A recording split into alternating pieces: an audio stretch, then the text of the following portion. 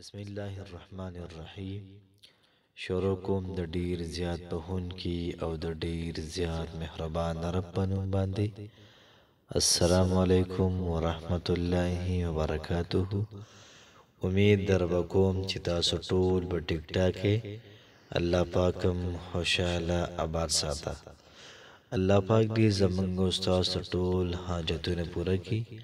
الله پاک دې زمونږ او تاسو ټول مسائل دا ختم کړي او څونه پریشانیان دې الله پاک دې دغه ټولې ختم کړي. نن چې محترمو زمونږه کوم وظیفه ده دا ډیره زیاته د قوت والا ده، ډیره زیاته عظیم شان وظیفه ده. یاد ساتئ محترمو دا وظیفه د هر قسم حاجت دپاره کولی شي. دا وظیفه د هر قسمه مقصد دپاره کولی شي. څومره انسانان په مشکلاتو کې راګیر دي د هغې دپاره دا وظیفه دا کولی شي.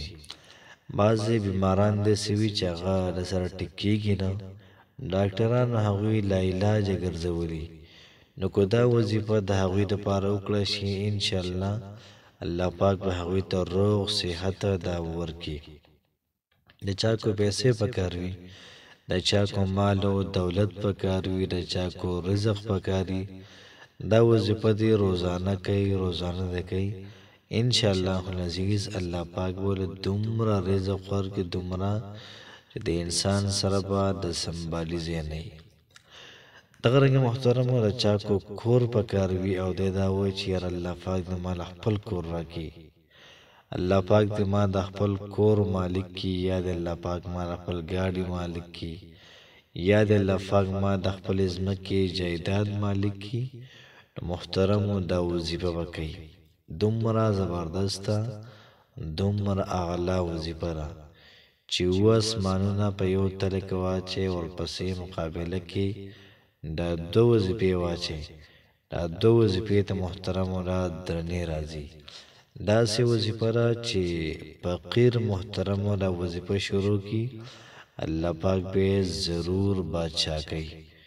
دومره ناشنا وظیفه ده. انسان زیرو دی، د زیرو نه د انسان هیرو ته ورسوي. ولکه محترمو ریزلټ او نتایج دا به ستاسو په یقین باندې وي.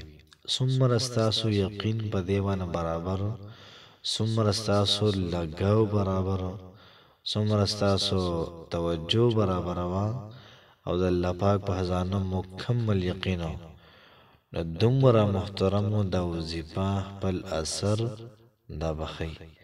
وظیفې چې کم کار کردګي ده، کم کار دی، دا محترم خپل کار ته ځان دا به ضرور رسوي.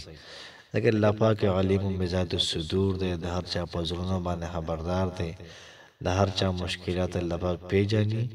نو که تاسو دا وظیفه وکړه د زړه په اخلاص باندې انشاءالله العزیز الله پاک به زمونږ او ستاسو ټولې دعاګانې دا به قبول کړي.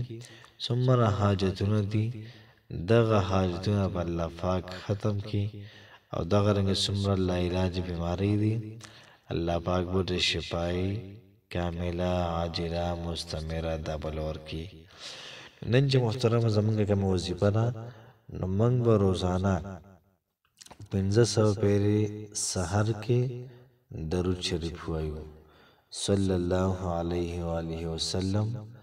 دا درود شریف ډیر زیات آسان دی او دغه درود شریف ماښام کې 100 پیرې وایو صلی الله علیه و آله وسلم. دویمه وظیفه زمونږ دا ده چې موږ به روزانه 500 پیرې سحر لا حول ولا قوة الا بالله العلی العظیم او 500 پیرې لا حول ولا قوة الا بالله العلی العظیم دا محترم ماښام کې وایو. نو پایده به د هغې دا وي چې الله پاک به تاسو قرضداري کوي نه، الله پاک به تاسو مالدار ساتي، دومره رزق به الله پاک تاسو درکړي، تاسو به بل چاله ورکوي، تاسو به کلي کې تقسیموي، یو ځای کې بل ځای کې انشاءالله العزیز. محترمو کوشش وکړو چې وظیفه په خپله مو وکړو، ملګرو سره هم شیر کړو چې هغوی ته هم دا فواید دا ور ورسېږي. الله پاک هم خوشحاله آباد ساته. السلام علیکم ورحمت الله وبرکاته.